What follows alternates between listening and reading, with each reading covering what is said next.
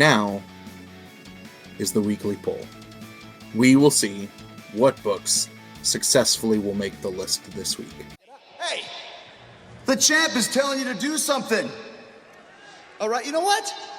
You know what? You know what just happened? Because you didn't do what he said? You know what? You know what?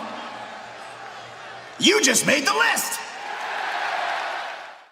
This week is the week that we all have been waiting for, right? That the last couple of weeks it's been a little bit of Marvel, a little bit of Indie, a little bit of DC, or no Marvel because they only put out trades because their market strategy does not make any goddamn sense in, what they are doing post distribution shutdown.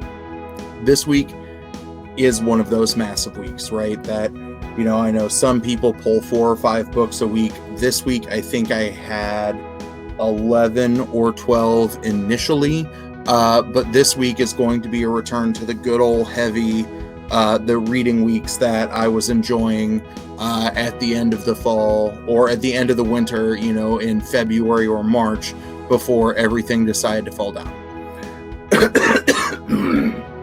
So, I am not guaranteed to get all of these books because I don't know with everything kind of being shifted around if these were books that I added to my pull list ahead of time.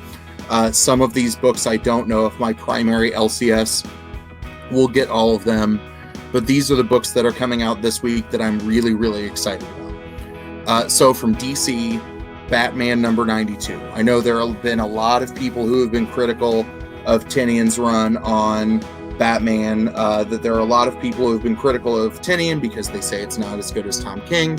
There have been a lot of people who, shat on Tom King's run that says what Tynion is doing is amazing. I'm excited as hell to see more of the designer play its, rollout. Also, there's been a lot of controversy over which book is the first appearance of Punchline, that I think it was 89 or 90. There was a very, very, very small cameo, and you saw, individual books sell for a shit ton of money, that there were errors in some copies, and that, turned some people off to Batman. But I'm a huge Tynion stan. I really like everything that cat's doing, and you'll hear me pine over him some more when we get to Boom and Something is Killing the Children. Flash 755 comes out this week. I reviewed 753 and 4 together because I got both of those books at the same time because of the difference between Luna and Diamond. But I'm excited to see what's happening in a world where, we get the ending in 754 that we saw with the actions that Paradox undertook. I really would like to get the B cover because I think this is really cool. I also don't think that, I'm going to show you virtually every cover looks like a Virgin variant, but I pulled all of these images off of Midtown, and a lot of times on DC images, they'll kind of pull that title information from the top so you can see the full breadth of the cover. So every single DC book is not a Virgin variant, but if they were, that would be sweet, because I think DC has some dope-ass covers coming out this week. I decided to get on the Justice League bandwagon, that, I picked up 44, forgot that 45 came out the week after and rectified it this week. So I'm interested to see what's going on in the world of the Justice League. I also think this A cover is pretty cool, that's something that I actually wouldn't mind owning as like a poster. For some reason, I've enjoyed Legion of Superheroes, that I started with the Legion Millennium, that I was guilty of tweeting at Bendis asking when we would finally get to see the training video that young Kent screwed everything up with by not watching it and only acting.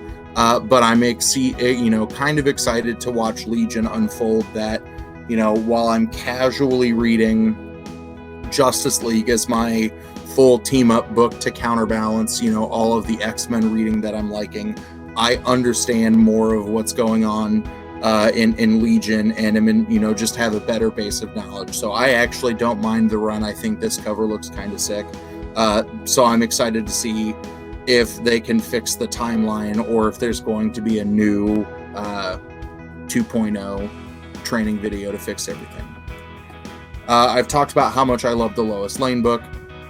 Lois Lane 11 of 12 comes out this week, and I think the A cover is pretty sick, as we're getting to see whether or not the explanation of the multiverse, whether or not grabbing the sister is enough to solve the assassination problem that has been brewing for the last couple of books.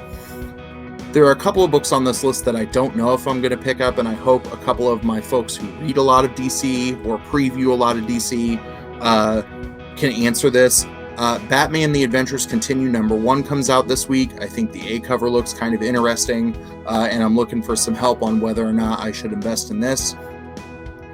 I don't know why this is a question mark. I'll probably buy the Joker 80th book because I've bought every other 80th book. They're right behind me on the shelf right there. I really, really, really like the 60s cover. I think this one looks crazy awesome. So I don't know why I said maybe I'll buy it. I'll spend the $10 on the anniversary book, and hopefully that cover is there. If not, the blank variant I think looks a lot cooler than the purple Catwoman one did this last week. The book that I'm the most conflicted about is Nightwing 71. I don't understand anything. I don't know anything about Nightwing. I know that Nightwing used to be Robin, or Robin used to be Nightwing. But I'm intrigued in the upcoming Joker War. Wes from Comics The Gathering assures me that I could read only the Batman titles that go across the Joker War, and that will get me enough information to understand the story. But if the banner image at the top of this cover that you see in other instances is, like Road to the Joker War, should I read the first title that comes out that sets up the premise for kind of the first DC event that I've gotten into aside from Event Leviathan? Image coming up next.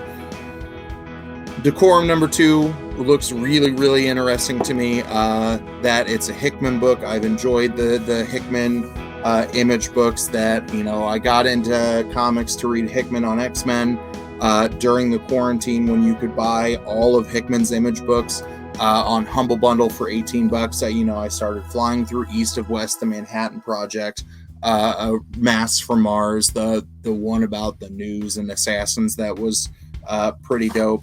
I like Hickman. I really like Decorum #1.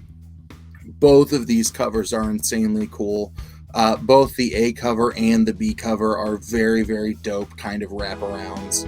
So which one will I get? I don't know. Will I get both of them? If I get both of them, I might not get Joker 80. Ice Cream Man 19 comes out.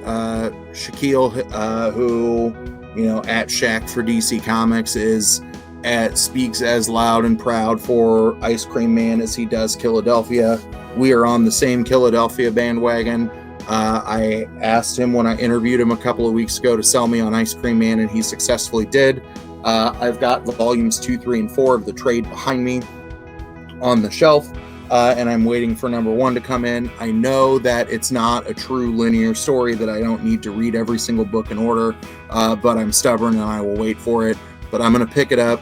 The B cover, which is the Ice Cream Man covered in blood, is something that would be really, really cool to have. But I also like the A cover that explains to you how to be a true blue apparition. I think that's kind of a cool conceptual cover.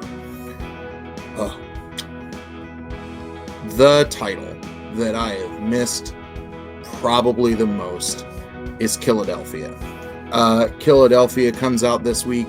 It's the end of the first arc. The trade comes out, I think, around July 8th, and I don't know if the publication date for book 7 has been altered because of dates being shifted around, but I want it so much. Both the A and the B covers are very, very intriguing to me. I will probably get the A cover because I don't see my store get a lot of the variants all the time on that.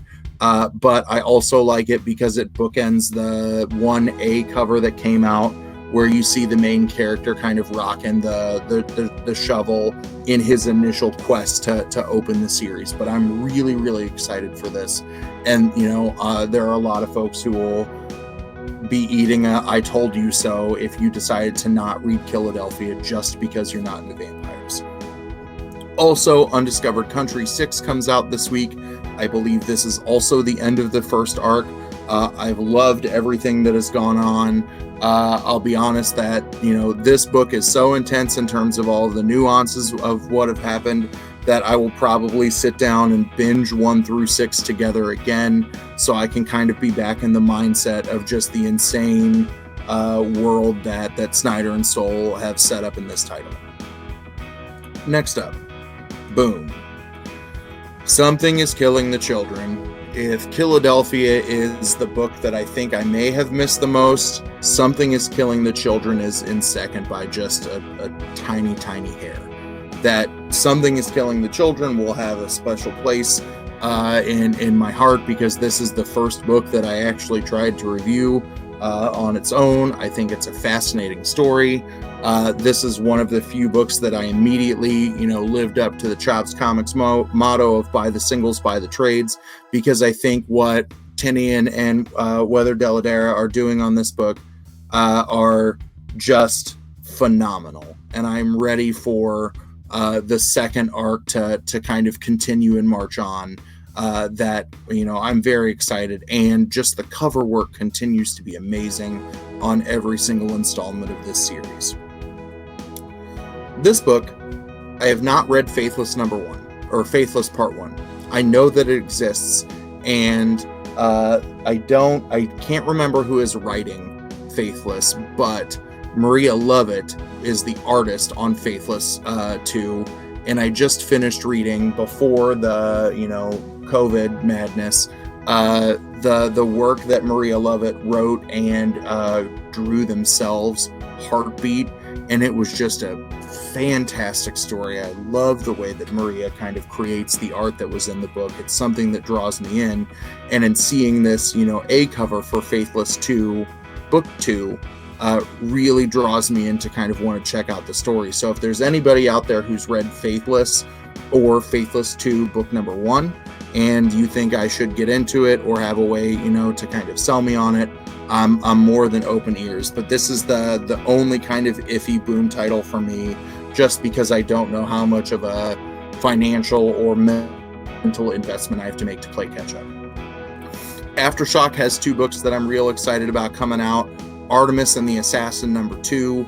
I picked up book 1 on a whim when it came out that week. The story blew me away, and I have so many guesses as to what angle that story can take, and I'm ready for book #2 because I think it's a phenomenal story.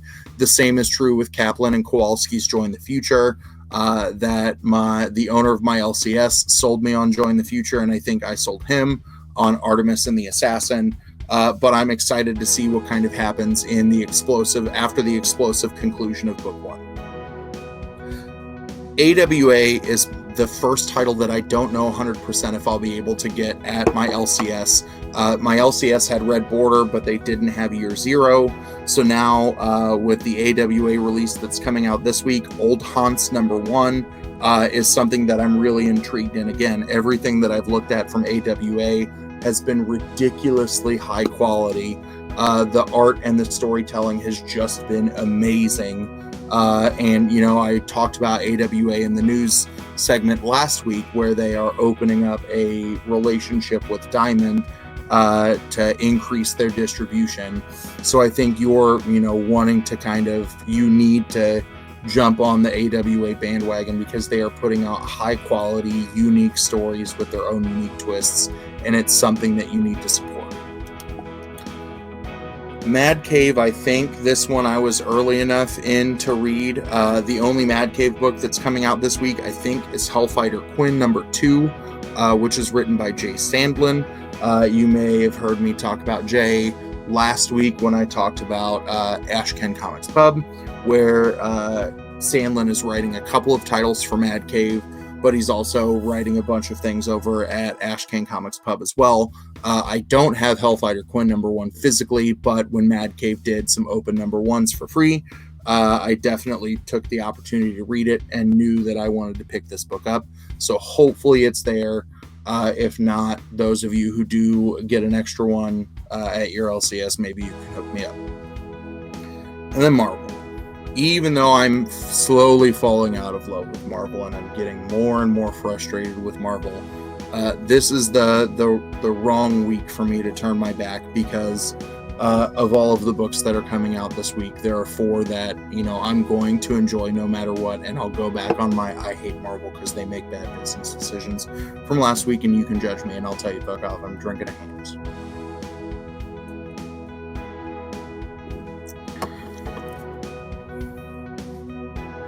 First up, Zdarsky's Inferno, or Daredevil Inferno, Part 2 of 2, comes out this week. It was nominated for an Eisner Award, as was Something is Killing the Children, and I think 2 other things that I talked about earlier and forgot to mention it. I love Chip Zdarsky. I love what is happening in his run on Daredevil. I'm excited to kind of see the conclusion of the Inferno arc that I've been aching for this book for a while, and to fill the void, I've read some of the Daredevil collections in both hard and paperback form of the giants whose shadow that Chip Zdarsky is walking into, and I think that he is delivering in all regards. Number 2, Deadpool number 5. I really hope I can get the B cover, which is the Spider-Woman variant, but I think Kelly Thompson and the team that they have created behind Deadpool is fantastic. That this will be one of my crazy over-the-top sardonic reads to kind of be the palate cleanse from the heavy in everything that's happening this week. And this is also my opportunity to mention that if you are a fan of Deadpool, and even if you're not, Jeff the Land Shark is getting a Marvel Legends figurine through Hasbro, and I'm trying to find my way to pre-order it now. Jeff has been an adorable element in all of the books that Thompson has done on Deadpool, and I need to go back and do my research and my homework and reading some of the West Coast Avengers books, where I understand it's where Jeff makes his debut. But you can order a Jeff the Land Shark figurine. It is the first figure that I will ever not just pre-order but purchase for my LCS, and God, I hope I get one, because the world needs more Jeff. In terms of X books that come out, there are 2. Excalibur 10 comes out this week. I've thoroughly enjoyed Excalibur. It was a series that I was fairly cold on at the beginning, just because I didn't read a lot of Captain Britain. I didn't read old runs of Excalibur. That I was more of an X-Force and Factor kind of guy back in my middle and high school days. But just the writing and everything that has happened in this story in particular has kind of risen it to be in contention for one of my favorite offshoot books from all of the Dawn of X titles. And then the last one on the list is New Mutants number 10. I'm excited for this book as well. That I talked about on the Chop Shop podcast, that around book 3 I thought about dropping New Mutants because the story was just wishy-washy and all over the place with the space stuff. Then it was dealing with all of the drug dealer hostage situation in Nebraska kind of stuff, and then you start to see those 2 stories kind of marry together, which became a very, very interesting kind of conceptual read. And it's nice to have all of the characters listed at the beginning if you're dumb like me and forget who everybody is, to be able to check all of these pieces off. But I think while DC has a bunch of covers that are delivering beautifully this week, or the Something is Killing the Children cover or the Killadelphia covers are on point, the absurdity of this cover alone in terms of all of the characters who are braces really makes me want to dive in and know what the hell is going on in this book. So when all is said and done for the week, this is getting back to my normal, right? That I was getting, anywhere between 11 and 20 books per week. I finally don't have to purchase a trade paperback this week to satiate some of my needs. That if I can get everything that I want, there are 18 books for certain that I am purchasing. Potentially 3 books I will double up on the different covers, and those were Killadelphia, Decorum, and I already can't remember the third one. And then there were 4 titles that I may be on, right? The 3 DC titles at the bottom of the list in terms of the Nightwing Prelude to the Joker War, Joker 80th, which if I double cover on any of the books, then Joker 80th will wait. The Batman and the Adventures Continue, and then Faithless 2, Book 2. So I'm excited for a new comic book day that feels normal to me, right? That instead of walking in, getting my 3 books that have showed up and then kind of meandering around finding extra reading material, this is going to feel like, a slow normalization of life for me. And then we'll see if everything shifts next week with, a lot of the indies that I read, or, Marvel taking a week off. We'll see if on next week's pull list I'm, the amazing sad sack going, I don't have enough to read this week. So that's where I'm at. If there are any books that you think I am missing and you think I should pick up, please, for the love of God, comment to this video. If there's anything else, that you want to talk about in terms of the rankings, if you think there's a book that I missed from last week, then again, please let me know. Because just like, I hope you pick up something that I mentioned that you missed, I'm more than willing to read things that you think I should check out as well. So that's everything that I've got. Hopefully you've pushed that like or subscribe button. Remember, we've got a coming giveaway for when we, hopefully sometime reach 100 subscribers on YouTube for the one of the Midtown variants of Dark Knight's Metal #1, which is something that you could, have as the perfect compliment when Death Metal comes out, I think next week. I don't know. So thank you for tuning in. Let me know if you have any thoughts on what I should read, or you want to disagree with me or say, no, for the love of God, don't buy that book. And as always, have